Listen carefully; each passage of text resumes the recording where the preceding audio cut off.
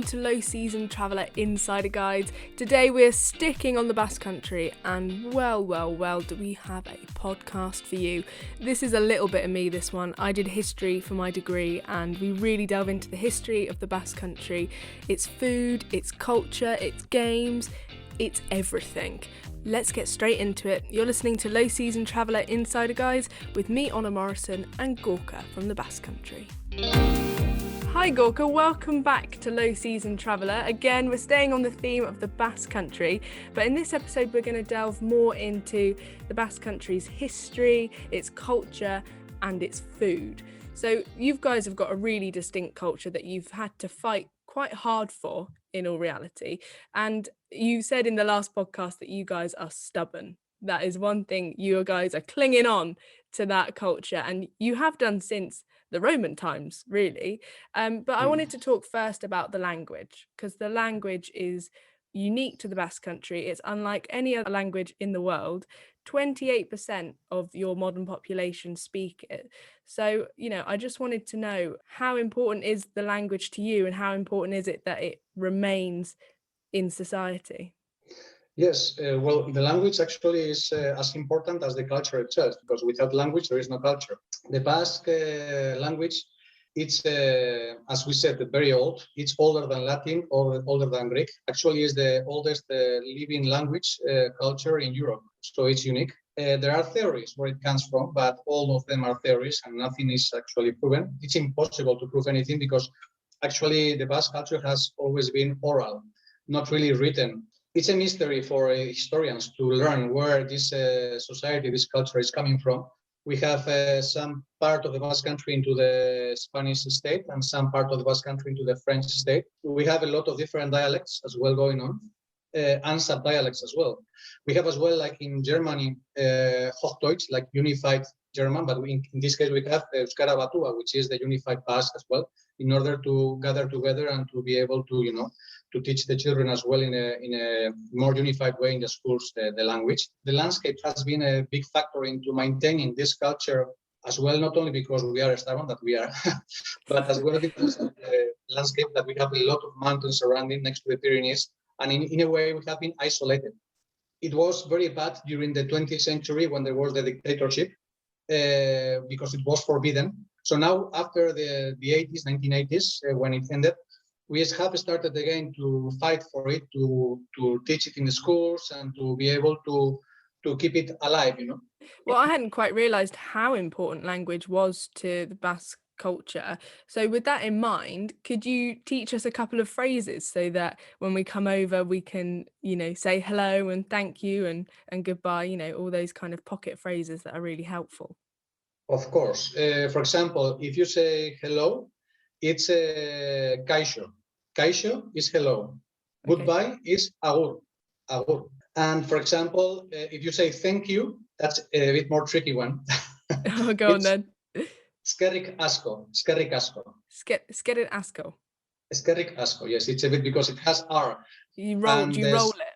Yeah, like R. Skerrik. It's not an easy language to learn, but some few things are easy, like kaixo and agur. If you stick to that, you will make very happy some locals, Brilliant. Well, that's what we want. My only point of reference is here in the UK. So in Wales, for instance, every sign in Wales has it in English, and then you'll have the same sign but written in Welsh. So yes, you have both languages everywhere. And if you know Spanish and you read something that you don't understand, that is Basque. And yes. Sticking on the theme of history, so Romans and the Franco period and, the Spanish Civil War, you could almost describe the Basques' history as one of pride, oppression and struggle, really. So when you, as a Basque person yourself, I know that's not the correct phrase, forgive me, but what's your national identity? What emotions do you personally feel towards your history? The thing is that, as I said before, the Basque Country has never been really a country itself, but it has been always, that has been a union of a culture of people. It doesn't matter. And it has happened that through many centuries, we were that under the rule of one king, first the kings of Navarre, then the kings of Castile, and then the Kingdom of Spain when it was unified, always under the rule of someone else. but we were always maintaining our tradition, our culture. They were letting us be, until the late 19th century, beginning of 20th century. Late 19th century, it was a big event with the civil wars, when the agreement that was between a part of Basque Country and Spain of having these laws and these ways of controlling yourself was abolished. So it has been evolving throughout the 20th century with the dictatorship as well. As you know, later with the ETA, with the terrorist group and everything that happened as well. And nowadays we have a very varied parliament, where you have people that want to be independent. You have people who are feeling both Spanish and Basque, but don't want to be independent. They feel just part of Spain. So there is a mixture. There is a lot of different ways of seeing things. We are hardworking. We are people that are very serious. If we say something, we do it like that way, and we are not, very correct always. You're people of your word. We are very straight. Like, we are stubborn. We are straight as well with these things. So at the end, as you say, the identity is going on. The culture is there. It's a fact. It's a reality, and it's going to continue forever. And the other part, which is more political, it has been like that for centuries. I don't think it's going to change in the following years. No, but it's still great to talk about it and understand it, isn't it? And especially as somebody coming to the country, I feel like it's quite good to understand, the different boundaries and opinions that are circulating. And so sticking with your culture, you've mentioned this in the last episode. You talked about how you guys have got your own sports and your own festivals and stuff. So I've read that you've got wood chopping and stone lifting as some of the traditional games. Is that literally what it sounds like? Is it like a race to who can chop the most wood, or who can lift the heaviest stone? Like, what's going on? Well, we have, I think it's 33 different official rural games. They all come from the working in the mountains, working on the coast. These competitions are official. There is a federation, there is official championships. They earn a lot of money. And as well, apart from the championships, as well, there is betting of money. Basque people like to bet, for example, a stone of 100 kilos in a certain amount of time. How many times can you lift it? So they compete one with the other and see who is stronger, and people bet one to the other. So that becomes very popular in the Basque Country. We have rectangular stones, cylinder stones, irregular stones. We have two hands, one hand lifting to the shoulder. There are some rules, some techniques. The record is, I think, in 325 cubic stone lifting to the shoulder. And we have nowadays a lot of young people as well going into this sport, even girls as well. It's a bit brutal, but it's very beautiful to see. And it's a whole cultural thing behind, and it's a beautiful experience to see this type of sport. Then lumberjacking is something that nowadays is as well all over the world. Like we in the Basque Country are as well very good lumberjacks, and we have been competing in these international championships and many times as well winning. I must say as well that the tools are developing. We have gotten behind there, and we are using just the Australian axes to cut because they are the best. As well, people bet to each other to see how many logs they're going to cut, huge ones, small ones, maybe 2-3 hours work non-stop. And people gather in the squares and they see these things, and it's happening all the time. It's something that is beautiful. I wonder why the TV and the news are not showing so many more times, these things, and not so much soccer and football all the time. Well, you guys sound very competitive, I must say. From that screenshot you've just given me, you sound like you guys, you like a bit of competition. Competition is important in the Basque culture. We are always competing with each other. You might have heard for sure that this ball game, which is called High Alai, the fastest ball game in the world by Guinness World Records. This High Alai is coming as well from the Basque Country. It's a Basque game. It's the only sport place where you can drink alcohol. All the rest of the stadiums of football, basketball, it's not allowed to bring alcohol. But in the Basque Country, for the handball games, you can bring your own gin tonic or whatever and enjoy the game. Oh, well, now you've got my attention. And that actually leads me nicely on. I think it's time to dedicate the part of the podcast now to food and drink. And it has to start, and I am going to pronounce it wrong, which is, you're going to have to correct me. Pincho. Pinto. Pincho, yes. Don't Pincho. worry, no one pronounces it right until they try one. Once you try one, then you remember forever the name. That's good. I feel like you could use it as a slogan for the whole country. Once you try it, you'll remember it forever. It's something funny because nowadays it has become like a culture and everyone is coming for pinchos. People call them tapas in Spain, but it's not the same. The tapas you find in Madrid or in Andalusia, they are like ratios in a small plate of specific things, Pinchos basically, historically, they were like a base of bread and something on top to help out, when you were drinking from one bar to another and you were drinking, would help out with something solid, to do it. In the old times, these Basque people have been drinking wine as well a lot. We are very good clients from the Rioja wine region. And from one bar to another, we were going friends. One friend was ordering for everyone the round and paying for everyone. If it's 8 friends, they would go to different 8 bars, and each of them would pay the round for everyone to do at least once. So you can imagine how they would arrive home, So to accompany these drinks, so many drinks, they would eat these small pinchos they would prepare in the bars. So the barman would say, okay, I'm going to develop different pinchos. So all these groups of men were going to this bar to try this pincho because, okay, this is something new, let's go to this bar. And it was getting famous and everyone was going there.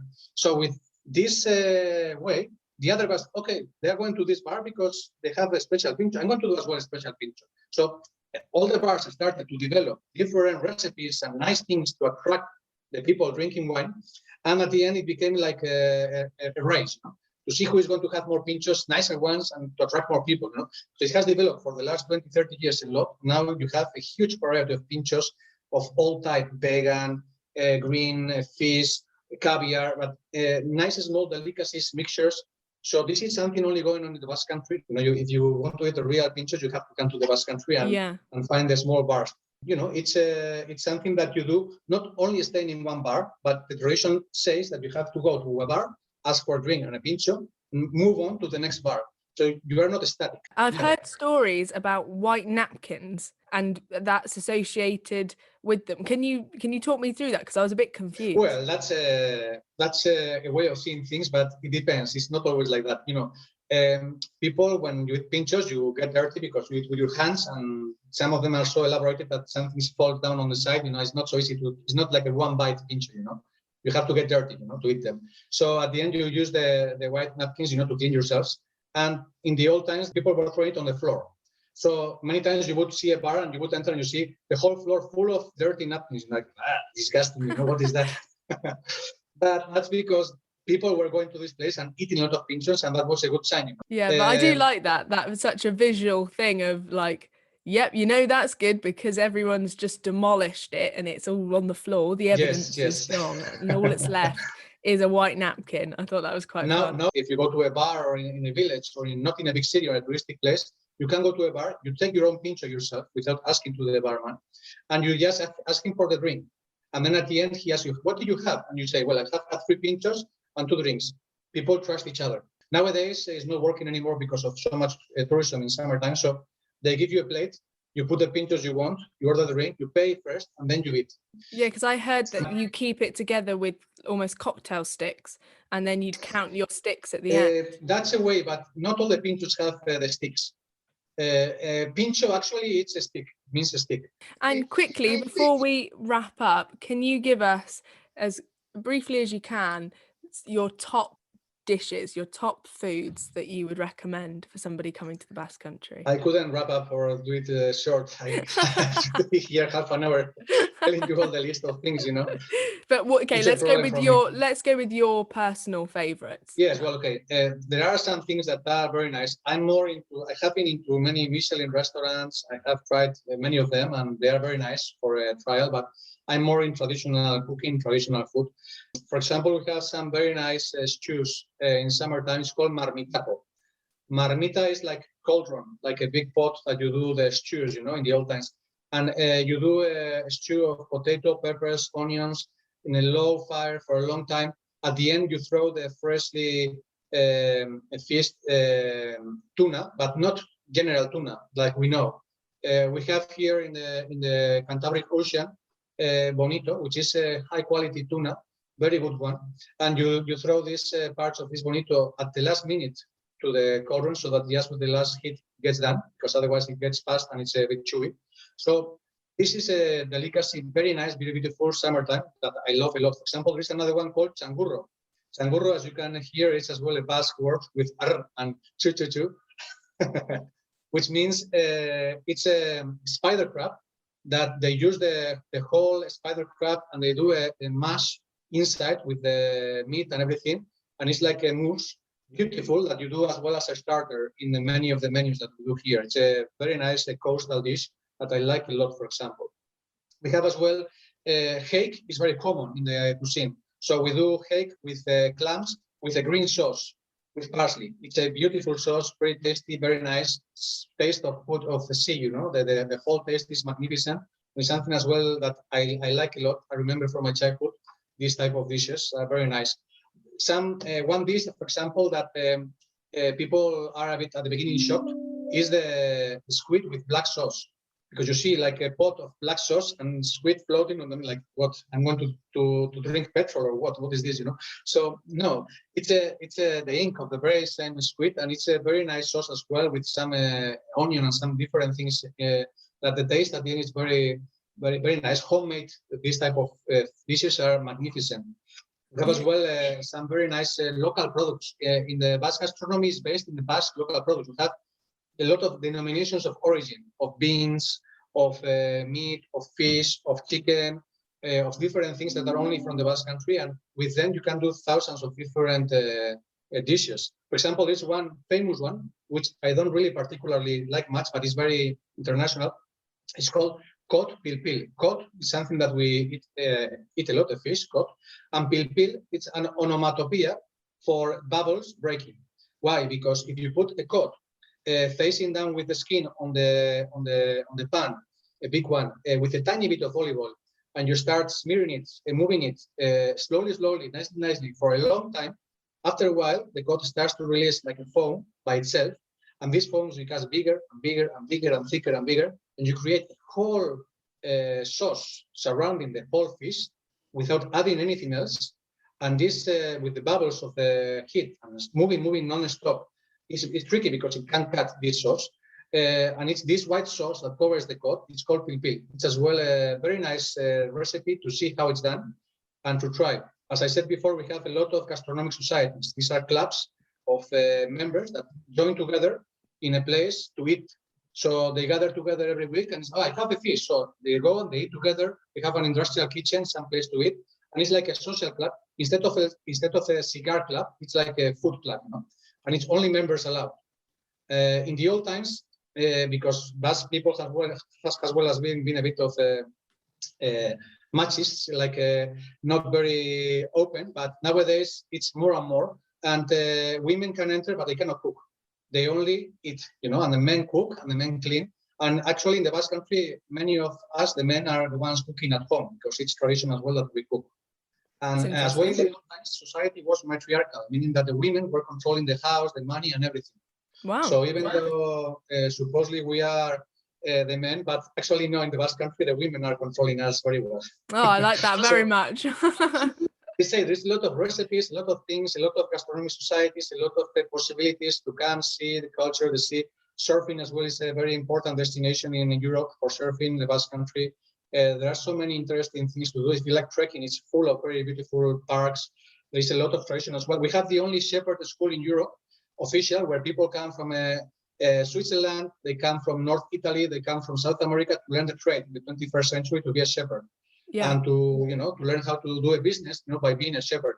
Yeah, there are some very interesting things to visit and to see as well. Yeah, I mean, it really does seem like Basque Country has it all. I'm not going to lie. We could probably do another episode, which we could totally look into, because I feel like we've only scratched the surface, haven't we? There is so much to talk about. But for now, we'll leave it on our mouths watering and just dreaming of delicious food, because I don't know about you, but I'm starving now. After you talking through those dishes, I'm like, oh, is it lunchtime yet? Not sure it is. But thank you so much for coming on the podcast today. And thank you for opening up the Basque Country for us. Me personally, I knew very little before this interview, and I found it really eye-opening, and I've really enjoyed it. So thank you very much. Okay, it was a pleasure, really, actually, to show you a tiny bit of my place, of my country. And I hope that you will be able to, at some point, after this is all over, that we come to the Basque Country and visit it, because I'm telling you, it's a unique destination. I'm sure you will love it. Yeah, I'm sure I will too. And yeah, I cannot wait. Thank you very much. Okay, thanks a lot. Agur. A massive thank you to Gorka for doing that interview. It absolutely blew my mind and my sensations. I'm absolutely starving. If you would like another episode on the Basque Country where we could go into more details on any of the subjects mentioned, then please get in contact with us. You can either comment on this podcast or you can find us at the tag @LowSeasonTraveller on Instagram, LinkedIn and Facebook. Similarly, you can go onto our website www.lowseasontraveller.com. The last thing for me to say is thank you, and remember, travel is better without the crowds.